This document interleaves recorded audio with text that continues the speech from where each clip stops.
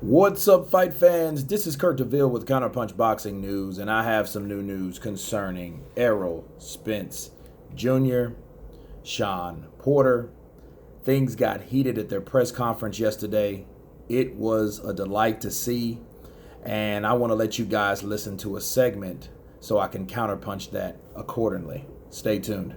His performance in his last fight, I'd like to know from your perspective, if you saw Shawn's performance against Ugas a couple months ago, where I think a lot of people would agree that Shawn might have been, could have certainly not won that fight. It was a close fight. He won it very closely. What were your thoughts, and do you take anything out of that and how he may perform against you? That fight could have went either way. It was a good fight. Ugas is a good fighter. Ugas is good, tough. He's a Cuban Olympian. He's a guy that always comes to fight. And, I think Shawn had the wrong game plan. Shawn tried to box him and try to outpoint him, and I think that just... You think I had the wrong game plan? That's just not him. You think I had the wrong game plan? You try to box me, see what happens.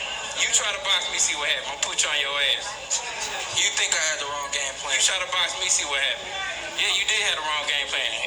A lot of people thought you lost.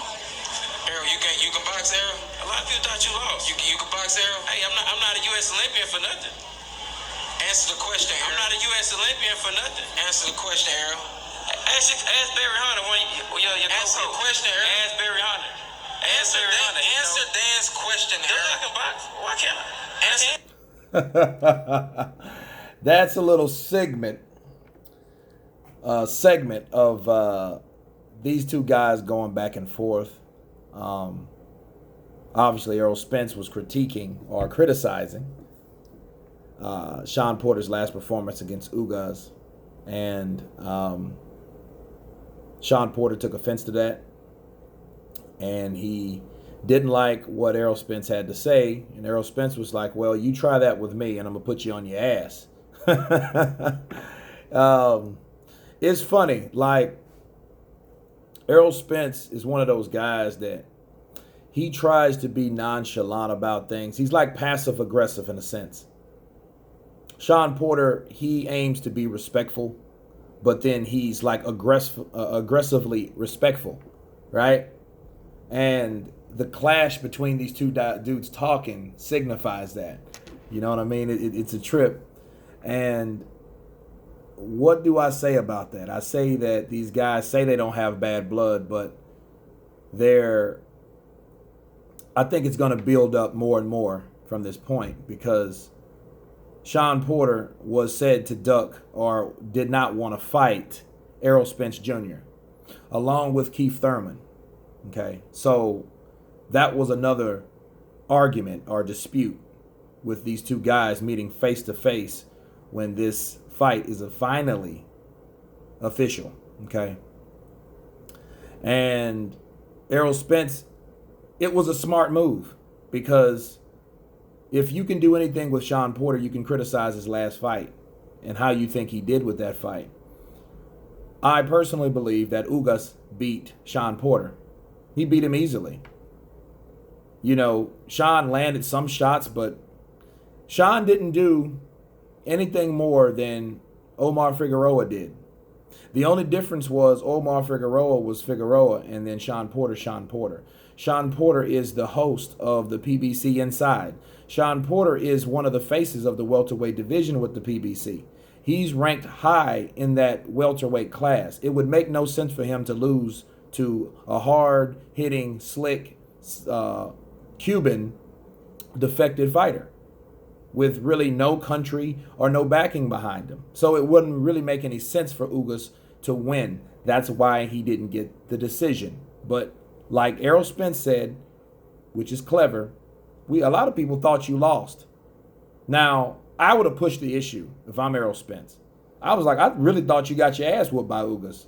That's why Ugas is in an eliminator now. That's why he is in that that elimination slot, because people know, especially the WBC. They know when shit's awry. They know they orchestrate certain rules, certain decisions get this way, and they know, well, Ugas is not a big enough draw to really get the decision against Shawn Porter, because if that was the case, what we would have been looking at right now? Would you think you would want to see a fight between, or money fight rather, on pay-per-view between Shawn Porter and Errol Spence, or Errol Spence and Ugas, right? The PBC, Al Heyman, WBC included, these guys, they want to push this pay-per-view, okay?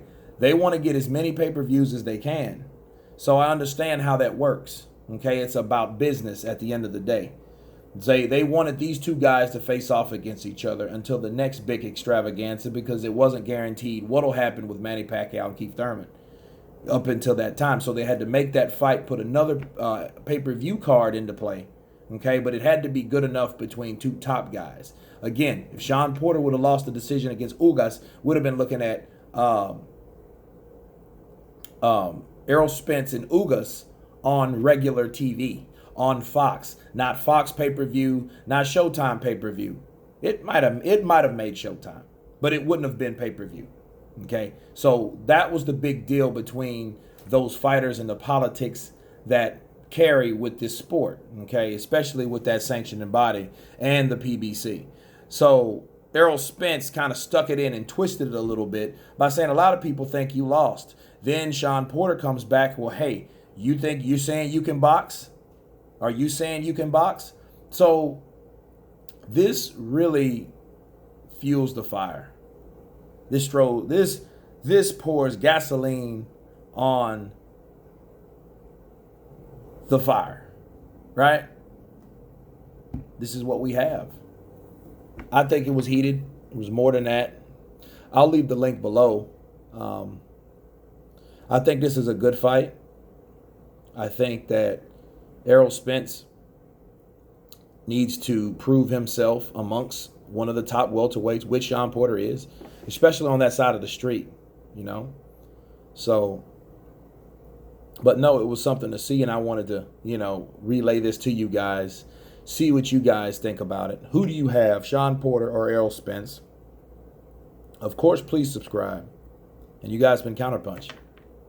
Peace.